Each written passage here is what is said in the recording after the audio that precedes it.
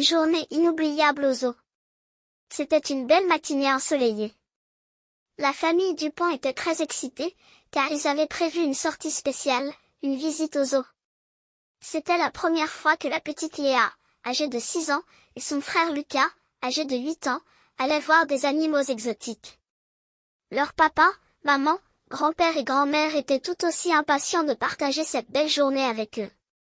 Après un court trajet en voiture, ils arrivèrent enfin devant les grandes grilles du zoo. Léa sautillait d'impatience. « Papa, papa. Est-ce qu'on va voir des lions, des singes et des éléphants ?»« Oui, ma chérie, et plein d'autres animaux. »« Allons-y, » répondit son père en souriant. Le groupe entra dans le parc et fut accueilli par le cri joyeux des oiseaux exotiques.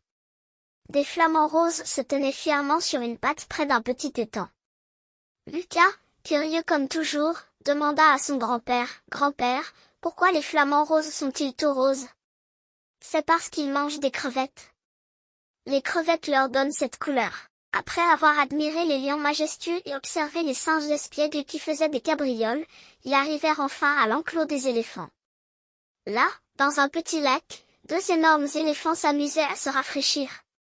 Ils aspergeaient de l'eau avec leurs trompes, provoquant des éclats de rire chez Léa et Lucas. « Regardez! Ils prennent leur bain comme nous !» s'exclama Léa en pointant du doigt. « Et ils jouent comme des enfants !» ajouta Lucas en riant. Les grands-parents, debout près d'eux, étaient ravis de voir leurs petits-enfants si heureux. La grand-mère sortit un appareil photo pour immortaliser ce moment. « Souriez, tout le monde !» Après avoir passé un long moment à observer les éléphants, ils s'installèrent sur une aire de pique-nique à l'ombre des arbres. Chacun sortit son sandwich et ses friandises. Lucas partagea ses biscuits avec Léa, et le grand-père raconta une histoire amusante sur son enfance.